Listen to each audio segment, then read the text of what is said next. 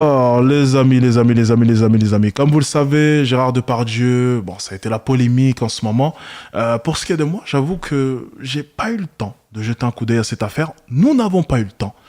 Et je pense que c'est l'occasion rêvée pour pouvoir s'informer un peu de toute cette affaire, que l'on puisse un peu découvrir le personnage un peu plus en profondeur, c'est le cas de le dire. On est parti dès maintenant, on part sur des accusations de viol, agression sexuelle et j'en passe, j'imagine, de ce que j'ai pu entendre. Mais entre ce que j'ai pu entendre et la réalité, il y a quand même un grand fossé. On est parti, let's go. Bonne année. S'il vous plaît, avec Oh, l'introduction de malade, on se croirait dans une émission. Je suis vraiment bon. Hein.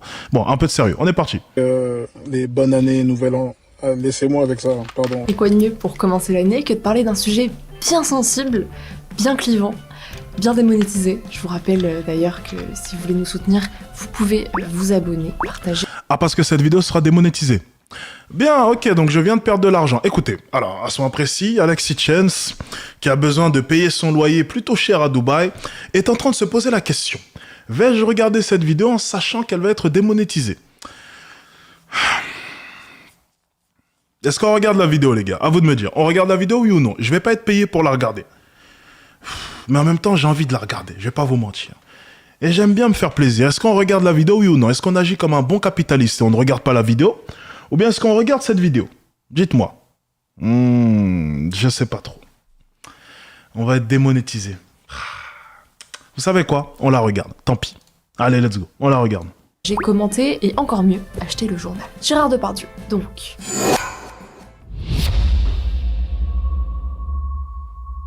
Ces dernières semaines, 3 sujets passent en boucle dans les médias. La guerre opposant Israël au Hamas, la loi sur l'immigration et l'affaire Gérard Depardieu. 124 chèques. Attends, et là je suis pas en érection. En érection, 126. Une affaire qui divise et qui marque les divergences d'opinion entre les différentes générations qui composent notre société. Il y a ceux qui défendent l'artiste et ceux qui accusent l'homme, ceux qui rappellent l'existence de la présomption d'innocence. C'est toujours assez compliqué ça. Désolé, je vais faire beaucoup pause. Là, tout le monde se dit, mais arrête Alex, tu fais chier à mettre tout le temps pause. Je le répète encore une fois. Si vous voulez consommer la vidéo sans mes interventions, vous partez regarder la vidéo. Alors c'est toujours assez compliqué. Faut-il séparer l'artiste de l'homme? C'est toujours assez compliqué ça. Hein. Être en mesure de pouvoir séparer les deux, ok? C'est quelque chose. C'est quelque chose. Je sais pas ce que vous en pensez, vous, de votre côté. J'aimerais bien avoir votre avis, que ce soit en commentaire ou même là maintenant, directement dans le chat. Faut-il séparer l'homme de l'artiste? C'est une bonne question. Et ceux qui demandent de croire les victimes. Démêlant tout ça, je dirais même plus, décryptons. Tout commence en août 2018. Charlotte Arnoux, comédienne en devenir, rend visite au vieil ami de son père, Gérard Depardieu, qu'elle connaît depuis sa naissance. Sauf que ce n'est pas qu'une simple visite de courtoisie, puisque quelques jours plus tard, la jeune femme, alors âgée de 22 ans, porte plainte contre l'acteur pour viol et harcèlement sexuel. Le 16 décembre 2020, un an et demi plus tard, Gérard Depardieu est donc mis en examen pour viol et agression sexuelle, ce qui ne l'empêche pas de tourner dans le film par la suite. Vient ensuite une enquête publiée en avril 2023 par Mediapart, dans laquelle 13 femmes accusent Depardieu de violences sexuelles. Aujourd'hui, elles sont au nombre de 16. Dans la foulée de l'enquête Mediapart, des manifestations viennent perturber les concerts Depardieu chante Barbara dans diverses métropoles françaises, les manifestants voulant empêcher les spectateurs de rentrer dans la salle.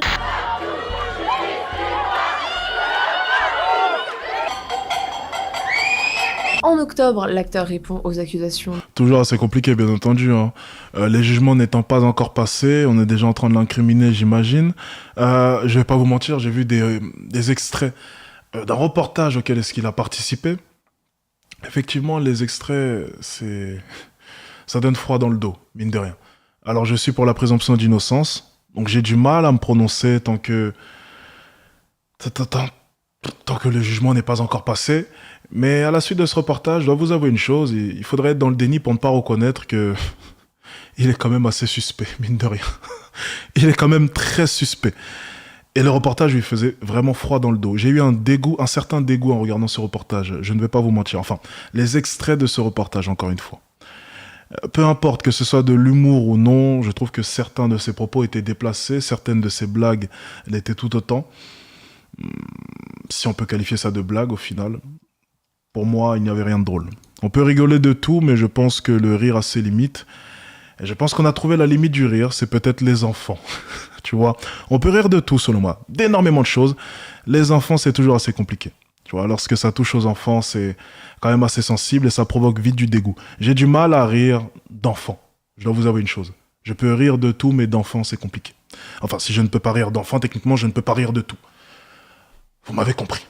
On enchaîne.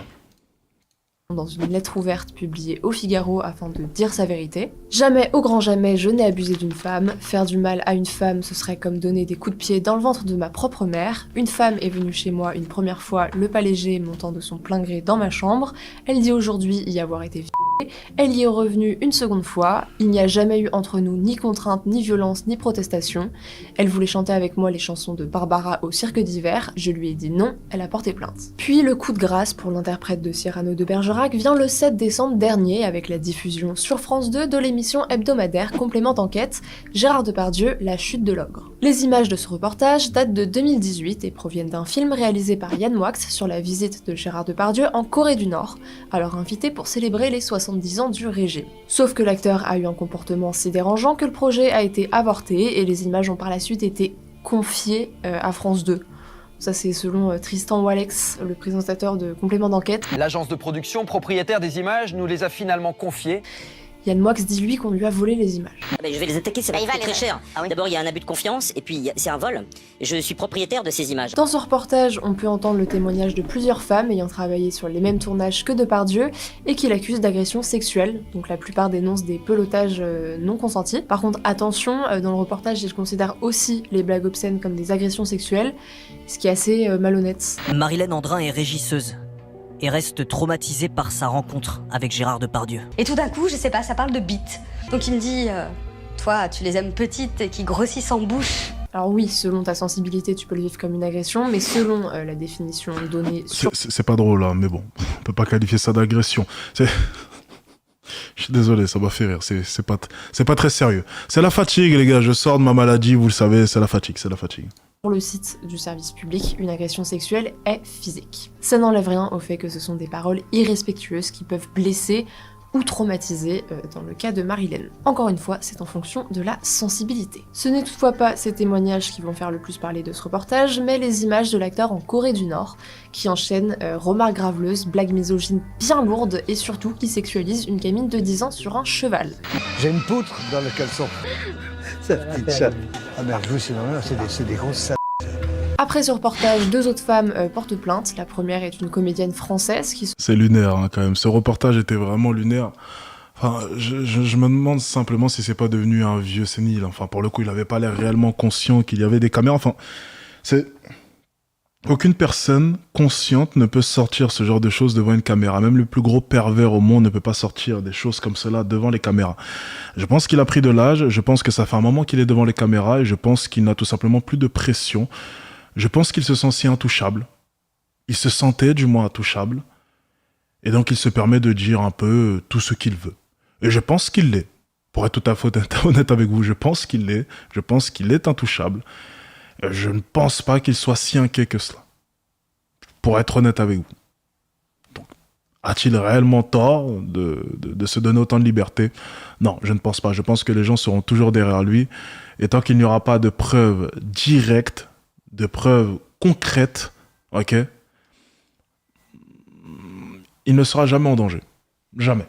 Jamais, jamais, jamais. Si ce n'est que des dires, ce n'est pas suffisant pour l'arrêter. S'il n'y a pas de preuves concrètes, ça ne servira à rien. Il faudrait réellement une vraie preuve. Se plaint d'une agression sexuelle et qui témoigne dans le reportage. Passe ses mains sur mes hanches, sur mes fesses. Il me dit carrément, est-ce que tu veux monter dans ma loge ? Le vide abyssal, je n'existe plus. Le néant, l'invisible. Après, j'aimerais quand même nuancer certaines choses. Moi, il y a quelque chose qui me dérange. C'est toutes ces actrices qui cherchaient des opportunités, qui se sont laissées faire et qui, en voyant que les opportunités n'étaient en réalité pas des opportunités, mais des raisons, des prétextes ou même, comment dire, des stratagèmes pour pouvoir justement profiter de leur corps ou pouvoir les toucher, ont retourné leur veste et ont décidé d'aller porter plainte pour agression sexuelle. Bon, pour ce qui est de ce type de plainte-là, je ne comprends pas. Effectivement, il a fait usage de sa notoriété, mais en soi, ce n'est pas quelque chose d'illégal et ça ne devrait pas être qualifié d'agression sexuelle ou ce genre de choses. Ce n'est pas punissable par la loi. Si c'était le cas, je pense que plus de 90% des artistes, des créateurs de contenu aussi par la même occasion, on dira rien. Non, enfin, C'est quand même quelque chose de différent, mais on utilise tous un peu notre notoriété par moment, et ça ne devrait pas être quelque chose qui devrait être réprimandé par la loi. Donc il faut quand même faire la part des choses parmi les 16 victimes. Certaines, personnellement, je ne les considère pas comme des victimes, mais comme des femmes qui ont voulu saisir des opportunités et qui ont voulu utiliser certains de leurs avantages, tout simplement. Voilà. J'aimerais quand même nuancer tout cela. Personne ne peut me rendre ma vie, sauf moi. Chacun a sa sensibilité, encore une fois. Et l'autre est une journaliste espagnole qui se plaint cette fois-ci de... La dernière chose qu'on reproche à l'acteur dans ce complément d'enquête, c'est une interview datant de 1978, dans laquelle il affirme avoir participé à trop de viols pour les compter, avant d'ajouter « ça n'existe pas le viol, c'est seulement une fille qui se met dans la situation qu'elle désire. La violence n'est pas commise par ceux qui perpétuent l'acte, mais par les victimes elles-mêmes, celles qui permettent que cela... » What? Sur les d'anciennes interviews de Gérard Depardieu, particulièrement choquantes en 1978. Ah oui, quand même. Et ces propos ne laissent aucune place au doute. Il révèle en effet avoir été impliqué dans des viols avec ses amis d'enfance dès l'âge de 9 ans. J'ai eu plein de viols, trop pour les compter. VIOL, je veux dire. Il n'avait rien de mal à ça, les filles voulaient être... affirme à l'époque Gérard Depardieu, et d'ajouter enfin, ça n'existe pas vraiment, les... c'est juste l'histoire d'une fille qui se met dans une situation dans laquelle elle veut être. La violence n'est pas commise par ceux qui agissent, mais par les victimes, celles qui permettent que cela arrive. T'as à nouveau interviewé par un magazine, ok. C'était en quelle année? 1978. Ah oui, quand même. Ouais, c'est des propos forcément. Je pense que même en 1978, ça ne passe pas. Hein. On aurait pu donner l'argument de oui, c'était auparavant, mais même là, les propos sont assez choquants, mine de rien. Maintenant, je vais essayer juste de développer un peu ces propos. On en parlait juste hier avec cette fille, vous savez, qui provoquait les situations. Pour ceux qui se rappellent, la vidéo sera mise en rediffusion. C'est la fille qui a fini la nuit avec 4 ou 5 hommes. C'est en rediffusion sur ma chaîne YouTube. Pour tous ceux qui sont présents dans le live et qui étaient présents dans le live hier, j'en parlais, le fait que certaines femmes, effectivement, se mettent dans certaines situations. Mais que ce soit le cas ou non, tenir ce genre de propos, c'est quand même assez compliqué. C'est pas des genres de propos qu'on peut tenir, ok? Trop de généralité pour le coup, pas assez de précision. Je me base souvent sur les généralités, mais là, il est en train quand même de parler d'une minorité de femmes. Dans la majorité des cas, la plupart des femmes ne se mettent pas dans ce genre de situation exprès. On a eu le cas hier, ok, mais ce n'est pas la majorité des cas, c'est une minorité de femmes. Et moi, j'aime me baser sur la majorité ou bien de manière générale, mais de manière générale, ce n'est pas le cas, ok. Donc là, pour le coup, ces propos sont malvenus, selon moi. Arrive. Ses proches, et notamment son frère, disent qu'il a l'habitude de raconter des bobards sur sa jeunesse pour se créer un personnage de délinquant. Il racontait plein d'histoires à l'époque. Il y a une légende que c'est forgé Gérard, ou qu'on a forgé pour lui, pour en faire un plus délinquant qu'il n'était. Il n'empêche que c'est tout sauf normal de se revendiquer violeur et fier de l'être. Et je ne comprends pas pourquoi on préfère s'indigner de « j'ai une poutre dans mon caleçon ».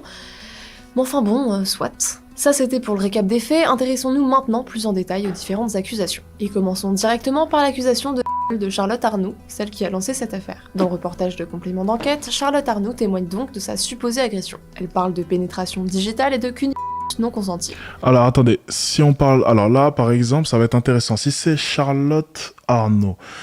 Donc, si je me rappelle bien, on avait pu analyser ça, mais c'était il y a fort longtemps. C'est une affaire qui remonte à un moment, non, n'est-ce pas?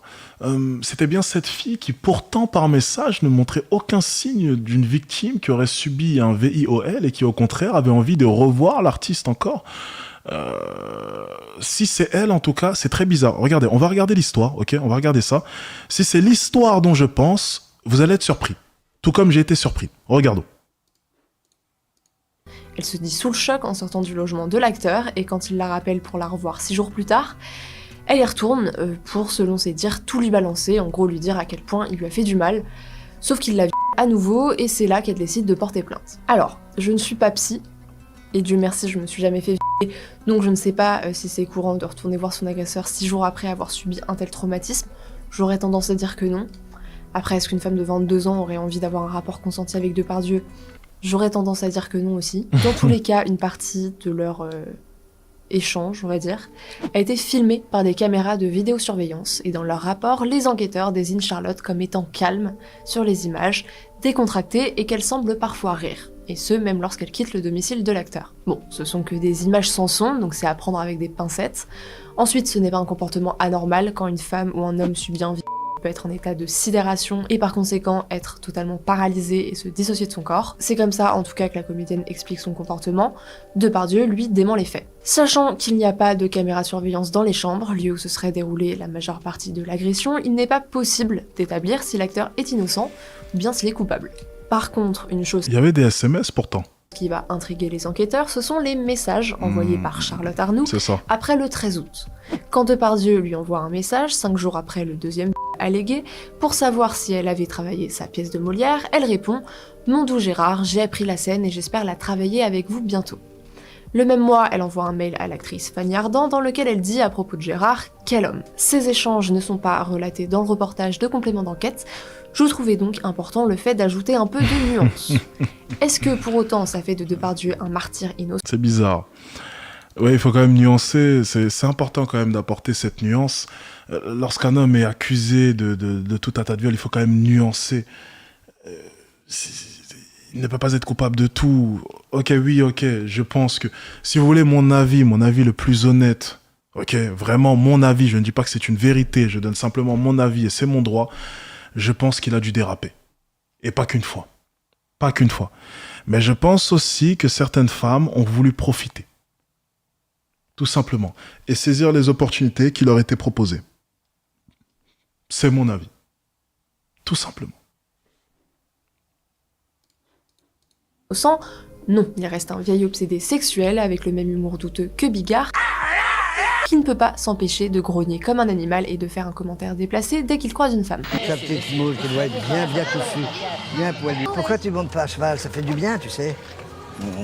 Beaucoup de personnes ayant travaillé avec Gérard Depardieu le disent, il ne peut pas s'empêcher de dire des propos obscènes toutes les 5 minutes. Donc, en fonction du sens de l'humour et de la sensibilité de son interlocuteur, ces propos peuvent aussi bien se rapporter à des blagues beaufs qu'à du harcèlement sexuel. Pour ce qui est de l'extrait le plus vu du reportage où il sexualise une enfant en lui disant de continuer de galoper car ça l'amènera à jouir, Si jamais elle galope, elle jouit. C'est bien, ma fifi, continue, tu vois, elle se gratte là. il avait suscité pas mal de critiques, notamment de la part des défenseurs de l'acteur qui accusaient la production d'avoir manipulé les images. Ils auraient pris cette phrase et ils auraient illustré cette phrase qu'ils ont prise. En illustration, ils auraient mis cette jeune fille sur ce cheval, donc c'est une jeune fille de 10 ans. Exactement. Donc, Ce n'est pas le cas. Selon un huissier de justice qui a visionné l'intégralité des rushs, les propos de Depardieu désignent bel et bien la fillette, sachant qu'à ce moment-là, il n'y avait que des cavaliers d'apparence masculine dans le haras. Ça ne veut pas dire que c'est un pédophile, essayons d'avoir un semblant d'esprit critique, il n'empêche que ce sont des propos absolument intolérables qui ne font rire personne, encore moins dans le contexte dans lequel nous nous trouvons. Tout cela nous amène donc à nous demander, Gérard Depardieu est-il un agresseur sexuel, ou bien, comme il se désigne lui-même dans le Figaro, un enfant qui veut amuser la galerie? Et c'est cette question qui divise aujourd'hui les opinions. Bon, c'est un secret pour personne, la sortie du complément d'enquête sur Depardieu a déchaîné tous les médias, qui n'ont pas arrêté d'en parler depuis. Les réseaux non plus d'ailleurs. On a pu voir des débats télévisés houleux. Il y a beaucoup de féministes qui se mobilisent aux côtés des victimes de Depardiable. Des tweets... Non, il faut qu'on voit son passage à BFM TV. Il y a ma copine qui est passée. Vous l'avez reconnue? Oh non, il faut qu'on regarde son passage. Il faut qu'on regarde son passage. Elle a dû sûrement réagir à ça sur sa chaîne YouTube. Il faut qu'on aille regarder ça après. Il faut vraiment qu'on aille regarder ça après. Indigné, Notre amie Tiffen, oh là là, mais elle est légendaire celle-ci. Incroyable. Allez, on réenchaîne. Encore des tribunes d'artistes publiées dans des journaux aux lignes éditoriales opposées. Même Emmanuel Macron s'est exprimé sur le sujet sur le plateau de C'est à vous. Tout ça doit être... Non mais, les gens auront à en débattre. On a également demandé leur avis à de nombreuses autres personnalités et on les a appelés à choisir leur camp. Et des camps, il n'y en a que 2. Parce qu'on vit dans une époque où silence signifie complicité, on nous intime de prendre parti. Soit pour Depardieu, soit pour celle qui l'accuse. Et si l'on n'est pas pour l'un, alors on est pour l'autre. Après la sortie du reportage, tout s'enchaîne assez vite. 4 jours après, le 11 décembre, l'actrice Anouk Grimbert dit au micro de France Inter qu'elle a elle-même été victime de Depardieu. Amie de Charlotte Arnoux, elle affirme « Cette espèce de salaud, la violée, avec son gros doigt de pute. » Le 13 décembre, le Québec décide de retirer son ordre à l'acteur. Le 15 décembre, la ministre de la Culture, Rima Abdul-Malak, dit que son comportement fait honte à la France. Ça m'a dégoûté. Le lendemain, elle annonce une procédure disciplinaire pouvant aboutir à retirer sa Légion d'honneur. Le 18 décembre, le musée Grévin retire sa statue de cire. Et face à ces différentes paroles et décisions symboliques, 50 personnalités du monde de la culture décident de signer une tribune publiée au Figaro pour défendre ce monstre sacré du cinéma comme il le désigne. Entre-temps, quelques-uns ont retiré leur signature, on en reparlera plus en détail après. En réponse à cette tribune, 8000 artistes signent une contre-tribune sur le site Cerveau non disponible, puis une autre contre-tribune voit le jour dans Libération, celle-ci signée par plus de 150 personnalités du monde de la culture. On va dans un premier temps résumer le contenu de ces différentes tribunes, puis on les commentera. Dans la tribune en défense de l'acteur intitulée « N'effacez pas Gérard Depardieu », on peut lire « Gérard Depardieu est probablement le plus grand des acteurs. Nous ne pouvons plus rester muets face au lynchage qui s'abat sur lui, face au torrent de haine qui se déverse sur sa personne, sans nuance dans l'amalgame le plus complet et au mépris d'une présomption d'innocence dont il aurait bénéficié comme tout un chacun. » Ouais, présomption d'innocence, je veux bien, mais bon. Après... Très sincèrement, après le reportage, c'est dur de pouvoir le défendre. Le reportage, ça a vraiment été un point de non-retour. Avant le reportage, il pouvait y avoir débat. Ok, il pouvait y avoir débat, ça restait des bruits de couloir. Il n'y avait pas de preuves concrètes, entre guillemets. Comment dire ? On en parlait dans le monde du cinéma, les gens en parlaient. Oui, c'est un vieux porc, il est comme ci, il est comme ça, c'est un coquin. Mais j'avoue qu'on ne s'attendait pas à un tel niveau de perversion. Le reportage, ça a été un point de non-retour. Et après le reportage, effectivement, on ne peut pas reprocher à toutes ces personnes d'avoir signé cette tribune. Je ne pense pas qu'on ait réellement besoin, pour être honnête avec vous, d'attendre qu'ils aient du moins, parce que moi, personnellement, je déteste me prononcer comme cela, mais je ne pense pas qu'ils aient réellement besoin d'attendre la fin d'un quelconque jugement pour se faire une idée du personnage ou même pour comprendre le personnage. Je pense que le reportage a été très clair, c'est accablant, c'est incriminant. Personnellement, je n'aurais jamais signé... j'aurais signé aucune des deux tribunes. Comme ça, au moins, c'est clair, net et précis. Mais j'aurais encore moins signé celle visant à le défendre. Voilà. Si je devais choisir une des deux, vous avez mon avis.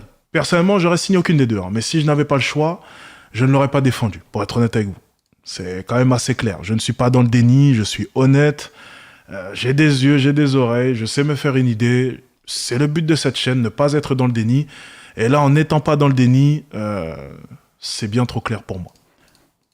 S'il n'était pas le géant du cinéma qu'il est. Ils disent que s'en prendre ainsi à Depardieu, c'est attaquer l'art et que le cinéma et le théâtre ne peuvent pas se passer de sa personnalité. On s'en carre le cul. Unique et hors norme. C'est pas le sujet. C'est pas le sujet. S'attaquer à un monstre de je ne sais quoi. Enfin, au bout d'un moment, il faudrait peut-être un peu brancher son cerveau et comprendre un peu que justement, il faut attaquer les monstres, il faut attaquer les vrais monstres. Il le faut, justement. Cet argument, c'est un des arguments les plus bêtes au monde, parce que c'est une figure, c'est un monstre, c'est un idole, c'est l'image du cinéma français, on ne pourrait pas l'attaquer, c'est totalement stupide, c'est l'argument le plus bête que l'on puisse entendre. La France a évolué justement parce que les gens se sont hissés et ont combattu des figures, et ont combattu quelque chose de plus grand qu'eux. Donc encore une fois, qu'il soit connu ou non, qu'il soit reconnu ou non, ce n'est pas le sujet. Il doit être puni pour ses fautes. Ça n'a aucun rapport que ce soit un monstre du cinéma ou non. Au contraire, en entendant cela, j'ai encore plus envie de l'incriminer. Justement. C'est une raison de plus pour le faire. Il rappelle le bien que Depardieu. C'est une raison de plus pour le faire. Tu me mets carrément au défi, c'est encore mieux. J'ai encore plus envie de bouger les choses, de changer les choses. Parce que quoi ? Parce que c'est un monstre du cinéma, on ne pourrait pas l'attaquer ? J'ai peur de personne. A fait, à savoir faire rayonner le cinéma français dans Tant pis pour la monétisation, j'ai perdu de l'argent mais c'est pas grave. Le monde, et ils disent, je cite, « Nous souhaitons, pour le bien du cinéma et du théâtre, le voir prêter son âme, son physique et sa voix unique aux œuvres qui l'attendent encore. » Il termine en disant que notre époque sera à tout jamais marquée par son œuvre et que le reste concerne uniquement la justice. Pour ce qui est des deux contre-tribunes, on peut lire que la défense de Depardieu représente un crachat à la figure des victimes de l'acteur, mais aussi de toutes les victimes de violences sexuelles. Il refuse de banaliser les actes et les propos que Depardieu a tenus dans Complément d'enquête. Il continue en disant que les rapports de discrimination dans le monde de la culture existent bel et bien, et qu'aucun statut, qu'aucune carrière, aussi brillante soit-elle, ne devrait bénéficier d'un totem d'impunité. Pour eux, la présomption d'innocence pour l'agresseur sonne comme pour une présomption de mensonge pour les victimes. Et que si eux aussi veulent que la justice soit faite, ils ne peuvent pas rester muets en attendant. Alors perso, je comprends les deux camps. ce n'est pas parce que tu as un talent immense que tu peux te permettre de parler de leur moule à chaque femme que tu croises. Par contre, balayer d'un revers de la main la présomption d'innocence, c'est pour le coup cracher à la figure de la justice. Et contrairement à ce que dit Tristan ou Alex, du coup le présentateur de complément d'enquête, on ne peut pas prouver un viol en se basant sur les blagues graveleuses d'un septuagénaire bourré. On est dans du parole contre parole. Souvent, c'est la version des présumées victimes contre la version du présumé agresseur. Et là, c'est vrai qu'avec ces images de Corée du Nord, on a peut-être pour une fois, peut-être pour la première fois, la preuve en vidéo qu'une version est peut-être plus vraie qu'une autre. Et on s'aperçoit, dans un sondage Opinionway, que dans notre ère de réseaux sociaux... Je peux pas reprocher les propos que vient de tenir, je sais pas si c'est un journaliste ou peu importe, on va dire ce jeune homme. Je ne peux pas lui reprocher d'avoir tenu ses propos.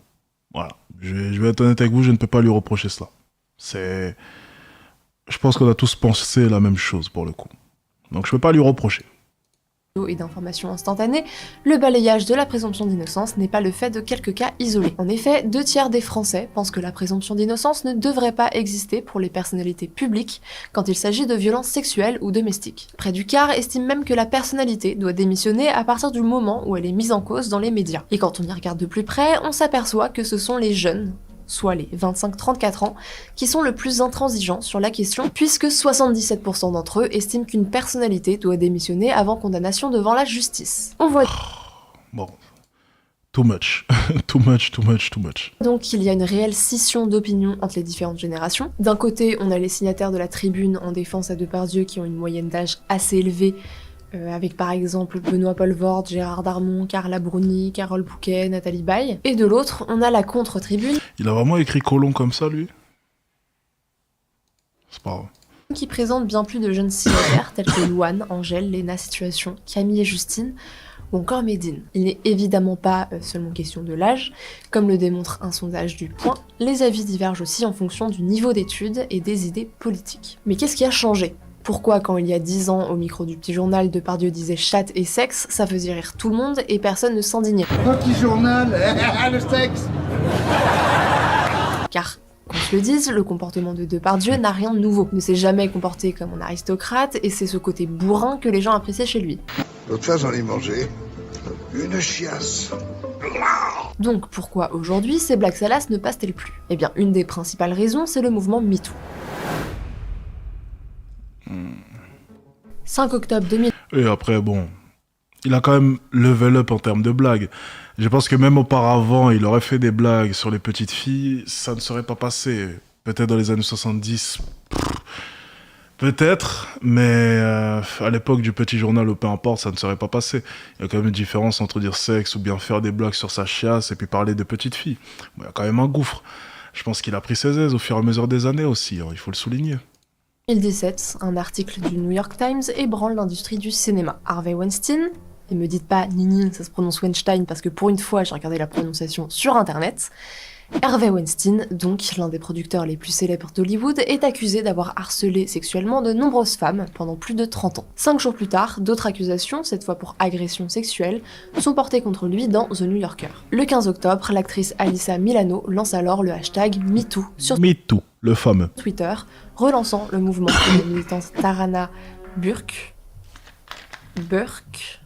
Je vais pas regarder la prononciation pour celui-là, j'aurais peut-être dû, avait créé en 2007. Si toi aussi tu as été harcelé ou agressé sexuellement, réponds à ce tweet en écrivant MeToo. Moi aussi, pour ceux qui ne sont jamais allés en cours d'anglais de leur vie. Le but de ce mouvement était, en plus de dénoncer les violences sexuelles faites aux femmes, de montrer l'ampleur du problème. Et ça ne loupe pas. En 24 heures, l'hashtag cumule 792 000 tweets, et 5 ans après, le 15 octobre 2022, il apparaît dans 54 millions de tweets. En France, 2 jours avant l'apparition du hashtag MeToo, la journaliste Sandra Muller crée le hashtag Balance ton porc. Si MeToo avait pour but de libérer la parole de la femme sur un sujet trop longtemps passé sous silence, Balance ton porc était lui un poil plus agressif puisque des noms ont commencé à tomber.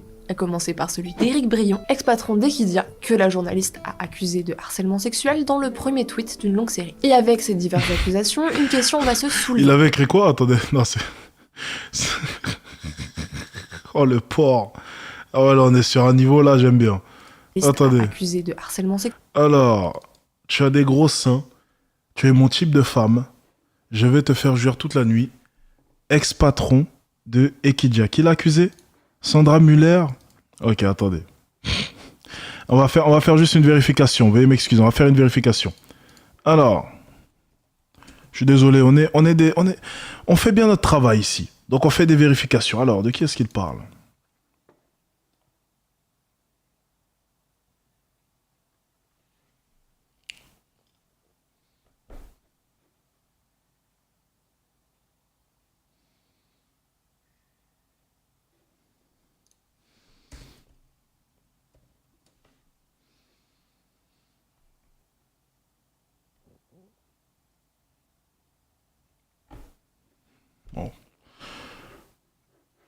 Bon.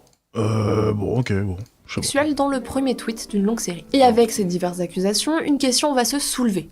Où s'arrête la liberté d'expression et où commence la délation? On nous intime de croire les victimes, mais qu'en est-il de la présomption d'innocence? D'une certaine manière, on peut comprendre ces femmes qui dénoncent leur agresseur. Certaines d'entre elles mentent, bien sûr, à commencer par Sandra Muller qui parle de harcèlement sexuel alors qu'il n'était en réalité question que d'une remarque vulgaire lors d'une soirée de la part d'un mec bourré, mais d'autres disent la vérité et se libèrent d'un poids. On peut d'autant plus comprendre ces femmes qui fustigent la présomption d'innocence quand on voit l'écart entre le nombre de plaintes déposées pour viol et le nombre de condamnations pour les présumés violeurs. Je rappelle par ailleurs que le viol n'est considéré comme un crime que depuis 1980. On peut donc dire que les mœurs concernant les violences sexuelles faites aux femmes n'ont évolué que très récemment. Et malgré le fait qu'on puisse condamner ces méthodes pour le moins agressives et qui ont détruit la vie de plusieurs hommes innocents, il faut aussi reconnaître que la parole des femmes sur les agressions sexuelles a pour le coup vraiment été libérée. Entre 2017 et 2022, le nombre de signalements pour violences sexuelles a augmenté de 82%. C'est pas rien. Mais est-ce pour autant une raison de jeter en pâture des hommes sans leur donner une chance de se défendre?